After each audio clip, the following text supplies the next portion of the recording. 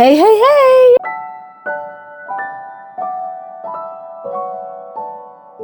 J'espère que vous allez bien, moi ça va super méga giga bien, juste un peu la voix cassée mais vous inquiétez pas, ça va rentrer dans l'ordre. On se retrouve pour une nouvelle vidéo, nouveau mois, nouvelle année, voilà, bonne année parce que cette vidéo va sortir le 1er janvier. On se retrouve pour la pile à l'heure du mois de janvier et j'ai trop hâte. Je me suis mis que des petites pépites pour bien commencer l'année. Je n'ai pas les livres sur moi parce que comme vous pouvez le voir, je ne suis pas chez moi et en plus de ça, vous allez avoir bientôt des grands changements dans mon décor parce que du coup, je vais réorganiser toutes mes bibliothèques. J'ai changé de chambre, j'ai changé de cadre pour filmer mes vidéos. Bref, vous allez voir tout ça, ça va être trop bien. Du coup, je n'ai que 3 livres sur la totalité de ma pile à lire. Le reste, comme d'habitude, je vous mets la photo juste ici et voilà. Après, c'est souvent des livres que vous connaissez, que vous avez déjà vus. Voilà. Bref, je vous propose qu'on blablate pas tout de suite. C'est parti.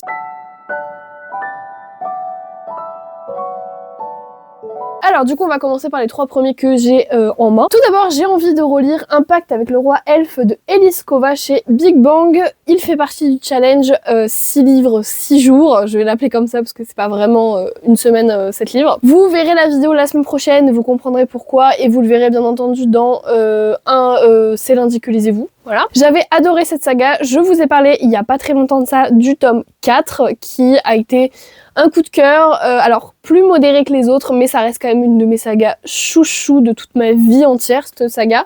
Et en plus de ça, le dernier tome m'a été offert par mon chéri, donc c'est encore plus symbolique et mignon. Parce que c'est encore plus drôle parce que du coup tous les livres qu'il m'a offert jusqu'alors c'est que des Elise Kova et je trouve ça hyper mignon comme symbolique, sachant que c'est une de mes autrices préférées, qu'elle écrit des romances trop bien. Bref, on s'en fout. Du coup, j'ai trop envie de le relire parce que c'est un de mes tomes préférés de la saga. J'ai envie de me refaire la saga au complet en fait, hein, pour être très honnête. C'est mon tome préféré.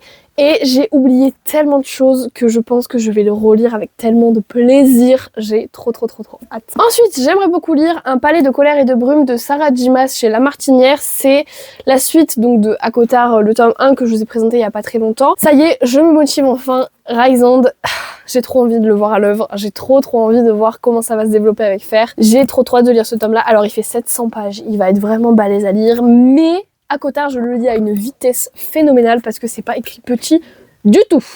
Donc je pense que ça va le faire. Et là, nous allons être un petit peu... Autant sur l'ancien, on était sur La Belle et la Bête. Ici, on va vachement être sur Hadès et Perséphone. Et j'ai trop hâte. Si vous ne le saviez pas, c'est une de mes tropes préférées avec La Belle et la Bête. C'est l'inspiration Hadès et Perséphone. J'avais adoré... La Reine des Enfers. Je me tâte à lire Hadès et Perséphone, la saga de Scarlett Sinclair, parce que j'ai peur de ce que ça va être et que beaucoup me déconseillent, connaissant mon amour pour la mythologie grecque et ma passion pour la véracité et le côté voilà. Mais bon, j'ai quand même envie de le lire, donc on verra, c'est pas ça le sujet, mais voilà, il y a quand même vachement cette espèce de trope là, cette espèce d'inspiration de la légende, donc j'ai vraiment trop hâte. Un livre que je me trimballe depuis beaucoup trop de temps, c'est Défier la nuit de Brigitte Kéméraire, c'est le tome 1 de la saga. Et ce livre-là est entamé, j'en suis à la page 213 à peu près, il en fait 600. J'espère vraiment le finir très vite, pourquoi? Parce que j'en ai un petit peu marre de le remettre dans toutes les piles à lire et surtout je suis incapable de le finir, je sais pas pourquoi, en un coup. Comme ça, il faut le finir quoi, je n'en peux plus de me le trimballer partout. Et en plus de ça, j'ai très envie de lire la suite parce que ça a l'air d'être super bien. Donc, pourquoi on y va, voilà, c'est parti. Maintenant, on va passer à des livres que je n'ai pas en fait avec moi, tout simplement. On commence par Bloodguard de Ceci Robson. On est sur un monde où le Bloodguard en fait est le gladiateur le plus sanglant, celui qui arrive à buter tout le monde et celui qui est le plus fort. Et notre héros va faire un pacte avec une princesse elfe pour devenir le Bloodguard et ils vont un petit peu tomber amoureux dans l'histoire. C'est le genre de trope que moi j'aime trop, c'est un petit peu sanglant, etc.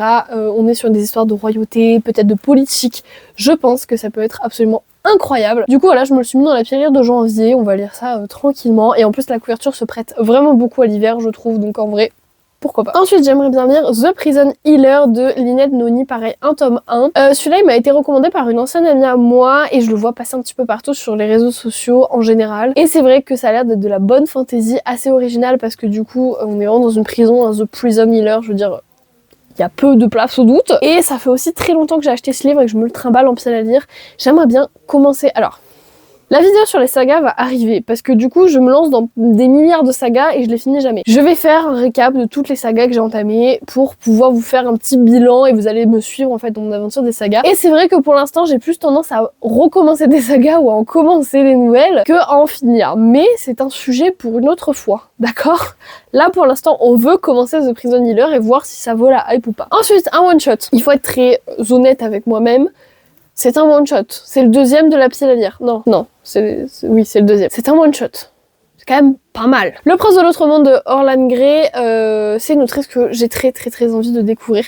J'adore sa personnalité, voilà, je la trouve incroyable sur les réseaux sociaux, je la suis, etc. J'adore sa personnalité, voilà, et j'ai très envie de lire son travail, surtout Le Prince de l'autre monde, qui est une fantaisie avec une humaine qui débarque là-dedans et qui sait pas trop où elle est.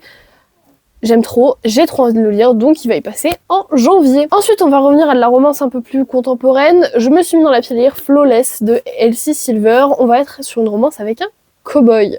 Je n'en lis absolument jamais, mais ce livre fait tellement de bruit sur les réseaux sociaux. Je vois des extraits passer absolument partout. Je veux le lire absolument. Je l'ai acheté en poche en plus, donc format trop pratique à prendre dans les transports. Vous me connaissez maintenant, je lis exclusivement, quasi exclusivement dans les transports quand je vais en cours ou pendant si j'ai des pauses au travail, mais il faut dire que ces derniers mois j'ai pas eu beaucoup de pauses au travail, donc bon, je lis pas au travail quoi. Donc format poche pratique, romance contemporaine, j'en lis vraiment pas assez à mon goût, je lis beaucoup trop de romantasy et la preuve en a été, aujourd'hui j'ai lu... Petite parenthèse, hein. Aujourd'hui j'ai lu ça, qui est clairement une romance contemporaine, et j'ai kiffé ma life.